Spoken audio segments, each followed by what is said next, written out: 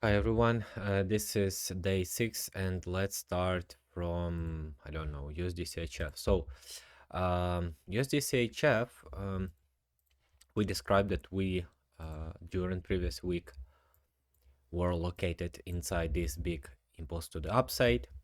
And very often after such kind of moves, we have markets that just spend some time inside, and this is what we have now. We are mitigating this zone here, this demand zone. We still have this deeper zone, and right now the price is just in the middle of nowhere. Overall, the bias is still bullish, and if we will see some kind of breaks here to the upside, that's okay to follow.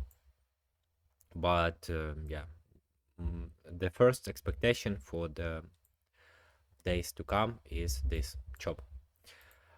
We have USA bank holiday, so be aware and yeah, don't expect too much of it. USD GPY, same thing, expected bullishness. Now it's inside this range still from the previous week, and yeah, it just needs more confirmation. And this is the reason, by the way, why we don't trade shorts in bullish markets, because I mean mostly, and especially in this kind of situation, because if you go short in hopes that the market needs to quickly go and liquidate these lows to then come up, you will most likely be stopped out, because these shorts, they usually do not develop in the manner that allows reliable trading. Euro GPY expected longs, the bias was overall long and it's still holding, so inside this range coming for longs. But again, right now 15 minutes is pointing to the downside. We need at least some kind of build up to target these highs. USD CAD, same thing. We approach the zone. Now we are chopping inside the zone, and yeah, we just need ideally a break here and then all the space for longs. Euro GBP, as an example of unclear markets, continues to chop, nothing here. GJ, same as Euro GPY. GA chop, nothing to touch. Gold is pretty interesting. So I mean, still not so interesting, but so what we have here is a down push. We came into the zone, so we, from this time frame, we expect continuations of this bearish local trend and chain of supply, which we can see here. So these are all connected and pushing to the downside. However, the local push from 1 hour is still really bullish. So what we want is, of course, some build up and then use this space to go to the short side if we are looking to take it short, which makes more sense basically right now, even with the bullishness from daily. But this formation right now could be turned a bit later into distribution, especially after these shifts. It will look more like distribution, and these targets, these lows, are pretty logical target for gold. Okay, indices looking pretty long. So we had this zone, the zone reacted.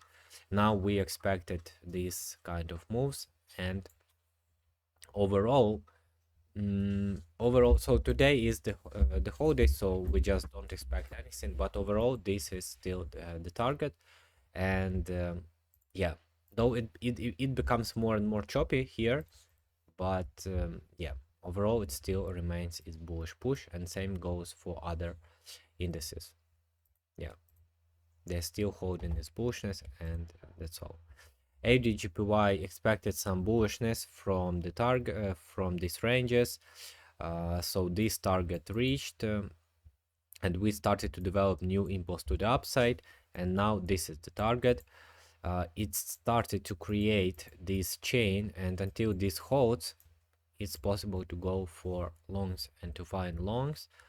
Unfortunately, today's holiday, so I really don't expect anything. As you see, price action is extremely weaky, and yeah, we just need some clarity here. Same goes for other GPY pairs. GU EU, we are still holding the bearish bias. We are mitigating this zone. We have this zone. We have this zone as a refinement. So we have this bigger zone, and we have this wick as its own zone. This is pretty bullish on lower time frames. So with the new breaks to the downside, it seems like the pair is still pretty bearish. Same goes for EU. NZD-USD a bit more bullish and not so clear, so it's more like in a box compared to these pairs that has some direction. Same for EU, AUD-NZD. So AUD-NZD was pretty clear bearish bias. We discussed bearishness, especially after these shifts, and overall it started to deliver bearish.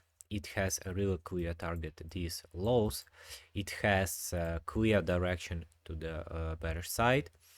So we are still operating in the exact same range as previous week in this one. And we even had some entries, I guess. So yeah, if we disregard this, we actually on 15 minutes, we had this impulse correction, impulse here, but then probably break even, so nothing. This impulse correction. So this was pretty good entry on 15 minutes. On 5 minutes, maybe something today.